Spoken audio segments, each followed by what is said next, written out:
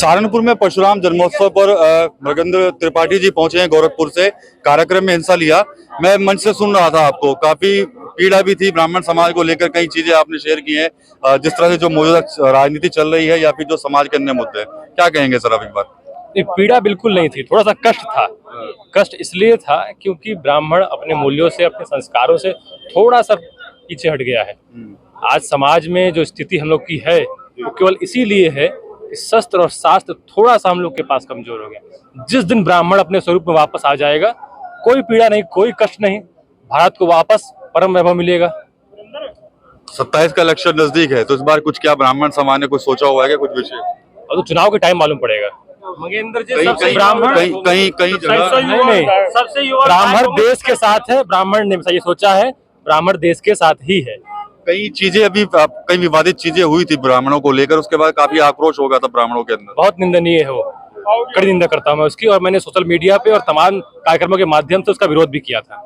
तो मृगेंद्र त्रिपाठी थे यहाँ पर, आप देख सकते हैं कि ये कार्यक्रम जो है वो यहाँ पर हुआ है और इस कार्यक्रम के अंदर बड़ी संख्या में जो लोग हैं वो यहाँ मौजूद हैं। खानपुर से विधायक हैं उमेश कुमार, एक बार उनसे भी बात करने की कोशिश करेंगे। सुबह तो उनसे बात हुई थी, लेकिन अब जिस तरह से कार्यक्रम खत्म हुआ है उसके बाद से उनका एक कमेंट जो है वो जरूरी है, क्योंकि विधायक उमेश कुमार ने मंच से एक बात कही थी कि भाई ब्राह्मण जो है वो नामकरण भी करवाता है और अंतिम संस्कार भी। क्या कुछ मायने हैं उनके इस बयान के, उस पर एक बार विधायक जी से जो है वो बात कर लेंगे। और यहाँ पर अभी तो समर्थक जो है विधायक जी के वो उनको घेरे हुए हैं।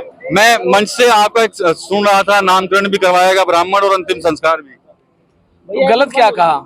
आपके घर में क्या बिना ब्राह्मण के नामकरण हो सकता है?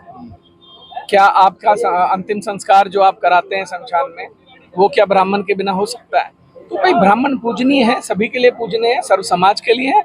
और मुझे लगता है आदिकाल से जो सनातन धर्म की परंपराएं हैं उसमें ब्राह्मण हमेशा पूजनीय रहा है। राजनीति में प्रतिनिधित्व की बात हुई है आज इस मंच से कि किस तरह की प्रतिनिधित्व होना चाहिए ब्राह्मण? देखिए, प्रतिनिधित्व तो सर्व समाज का है, कोई भी आदमी किसी एक समाज के दम पर राजनीति नहीं कर सकता।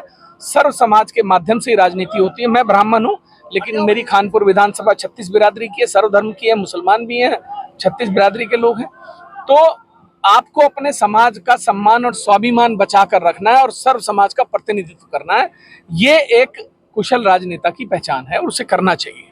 कई मुद्दे सर ऐसे हुए थे जिससे ब्राह्मण समाज कहीं ना कहीं आक्रोशित हो गया था, कुछ शब्द बोले गए थे उनको लेकर। वो देखिए क्या है, चलता रहता है समाज में, कहीं ना कहीं उद्दंडी लोग होते हैं, हर समाज में होते हैं, कुछ ना कुछ गलत टिप्पणियां करके वो जो है समाज में अराजकता फैलाने का काम करते हैं। मैं हमेशा इसका विरोध करता हूँ। धन्यवाद सर। तो खानपुर से विधायक उमेश कुमार जी थे, सुबह भी बात हुई थी और अब भी बात हुई है। और यहाँ पर आप देख सकते हैं कि तमाम जो लोग हैं वो यहाँ पर आए थे, चिंतन मंथन हुआ है।